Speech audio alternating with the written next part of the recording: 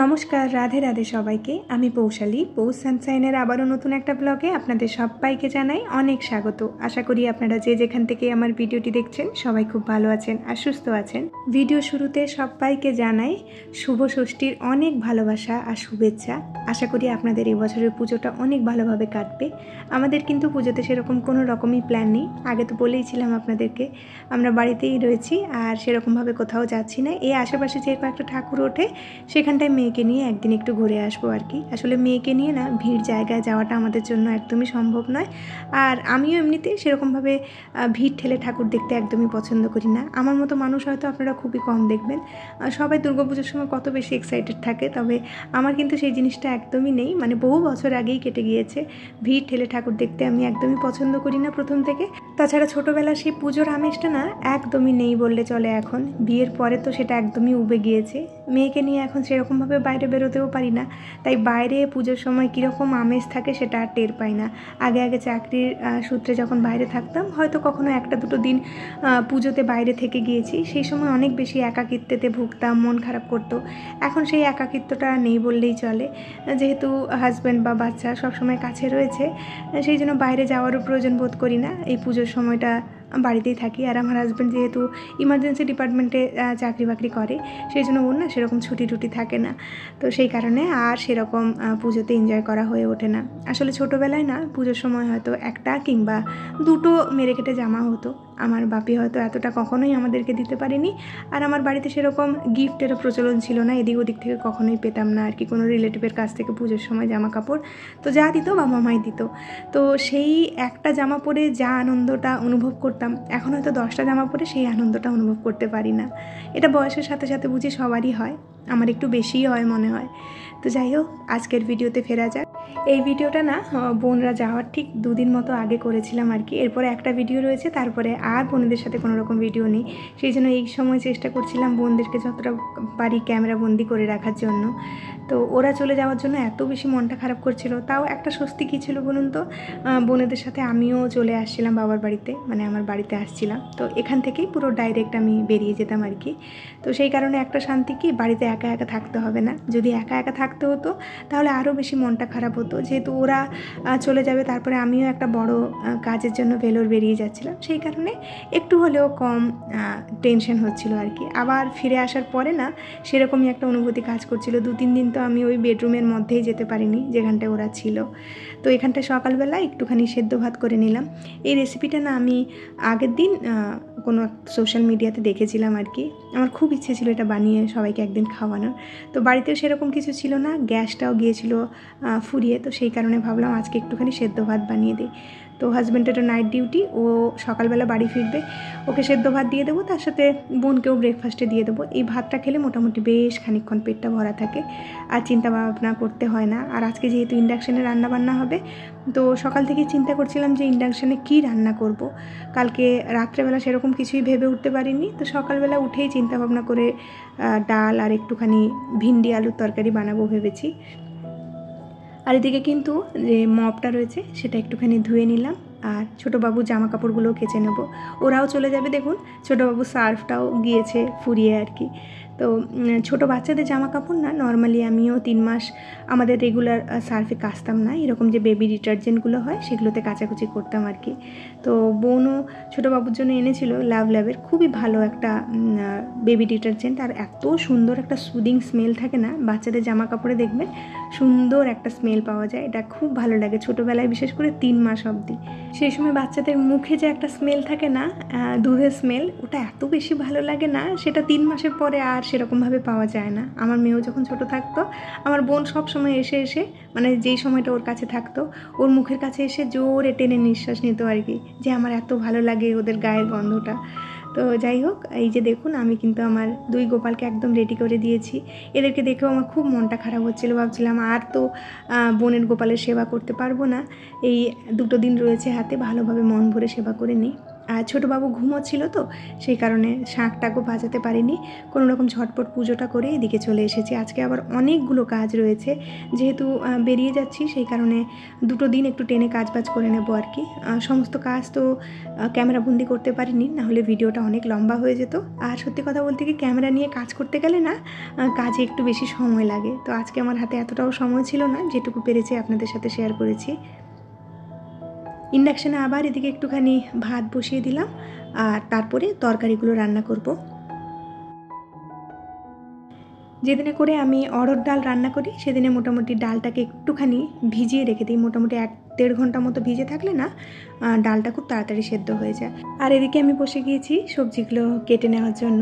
ভিন্ডিগুলো ফ্রিজের মধ্যে 2-4 দিন মতো থাকলেই না একটুখানি কালার চেঞ্জ করে ফেলে, আর 1 সপ্তাহ তো ভিন্ডি রাখাই যায় না।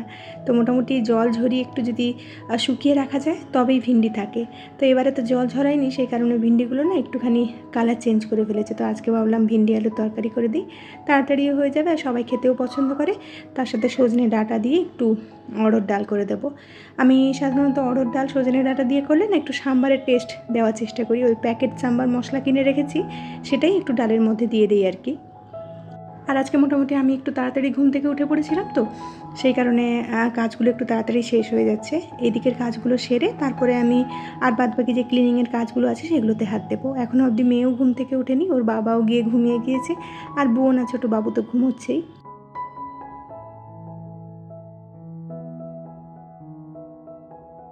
কালকে রাত্রেবেলার দিকে ওয়াশিং মেশিনটা চালিয়ে দিয়েছিলাম, আর এই যে জামা কাপড়গুলো এখন শুকিয়ে গিয়েছে, ফোল্ড করে ঠিকঠাকভাবে জায়গাতে রেখে দেবো আর কি। আজকে প্রথমে আমি ভাবছিলাম যে আমাদের ওই আলমারিটা একটুখানি গুছিয়ে নেব, তারপরে ভাবলাম থাক, একদম ভেলোর থেকে এসে কাজগুলো করব। তবে ভেলোর থেকে ফিরে এসেছি আজ বহুদিন হয়ে গিয়েছে, তবে সত্যি কথা বলতে এখনও অবধি ওই আলমারিতে হাত দেওয়ার আমার সাহস হয়নি, এখনও অবধি গুছিয়ে উঠতে পারিনি। সেই কারণে না কোনো জায়গা আমি খুব একটা বেশি ময়লা করি না, আমার যতটা সম্ভব জিনিসপত্র নিয়ে আবার ঠিকঠাকভাবে গুছিয়ে রেখে দিই। একবার যদি ময়লা করা শুরু করি না, সেটা 10-12 দিন পরে এমন একটা পরিস্থিতিতে গিয়ে পৌঁছয় সেখানে আর হাত দেওয়া যায় না। তারপরে পরিষ্কার করব বললে কি আর এত সহজে হয় বলুন?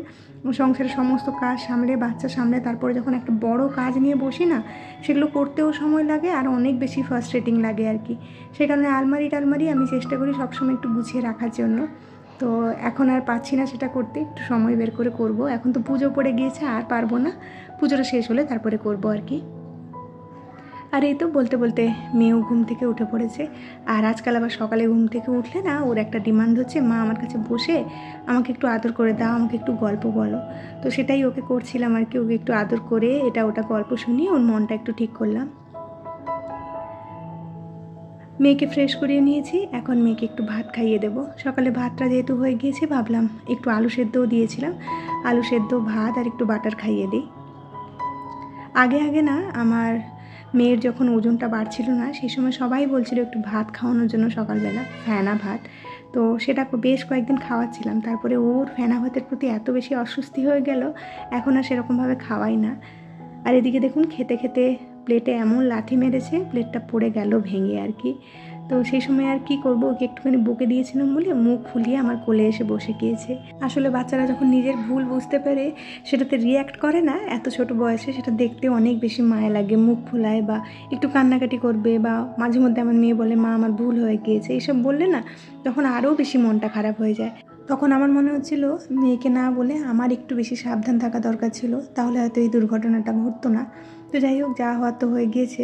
এখন ভাবলাম কার্পেটটা তুলে যখন ক্লিন করছি, এই জায়গাটা একদম পরিষ্কার করে রেখে দিই আর কি।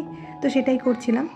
আর আমার মেয়েকে না সকালবেলা বা দুপুরবেলা ভাত নিয়ে যদি বসি, সেটা এত বেশি টাইম টেকিং, মাঝে মধ্যে নিজের ওপরেই রাগ হয়, এত ফ্রাস্ট্রেশন হয় না ওকে খাওয়াতে বসিয়ে।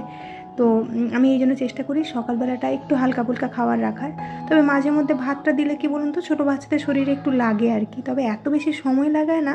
আমারও আর ইচ্ছে করে না যে এতটা সময় নিয়ে সকালবেলা বসে ওকে ভাত খাওয়াই। তবে ভেলোর থেকে ফেরার পরে এখন প্রায় সপ্তাহখানেক মতো হয়ে গিয়েছে মেয়েকে সকালবেলা একটু ভাত খাওয়ানোর চেষ্টা করছি। এই সকালবেলা 8টা থেকে ওকে খাওয়াতে বসি বা তারও আগে ওকে খাওয়াতে বসি, উঠি হয়তো 9টা 9:30। তো সকালবেলা কাজবাজগুলো হয়ে থাকলে তখন এতটা আর বিরক্ত লাগে না। তবে যেদিন এই দেরি করে উঠে ভাত নিয়ে বসি না, সেদিনে মনে হয় হাই ওদিকে কাজ পড়ে রয়েছে, এখানে যদি এতক্ষণ সময় লাগে আমি ওদিকের কাজ কী করে কমপ্লিট করব। সেই কারণে ওকে ভাত খাওয়াতে বসলে তার আগেই সমস্ত কাজবাজ শেষ করে তারপরে বসি আর কি। তো বলতে বলতে দেখুন জায়গাটাও গুছিয়ে নিয়েছি। আর এদিকে এই চেয়ারগুলো অনেক দিন হয়ে গিয়েছে, ভালো করে ক্লিন হয়নি। আজকে ভাবলাম একদম সার্ফ দিয়ে ক্লিন করে রেখে যাই। এই সমস্ত কাজবাজগুলো কেন আরও করে যাচ্ছিলাম বলুন তো, ফেরার পরেই তো মোটামুটি 1 মাসের মধ্যে পুজো ছিল। তো সেই সময় এসে মেয়েকে নিয়ে কতটা আমি কাজ করতে পারবো জানতাম না।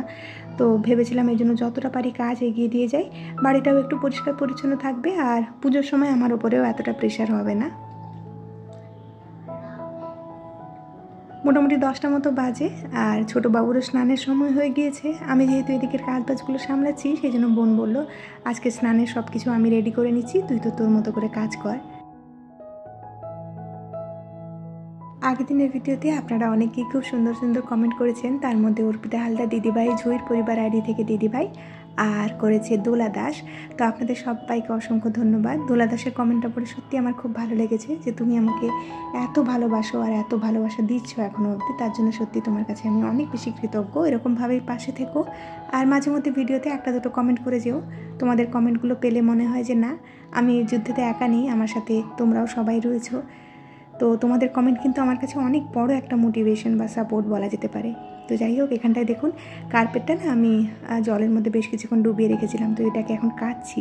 যবে থেকে কার্পেটটা কিনেছি তারপর থেকে এই প্রথমবার আমি কার্পেটটাকে কাটছি আর কি। এত নোংরা হয়ে গিয়েছে, যেই জায়গাটা আমার সেন্টার টেবিলটা থাকে মানে ঢেকে রাখে, সেই জায়গাটা কিন্তু একদম সাদা সাদা রয়েছে।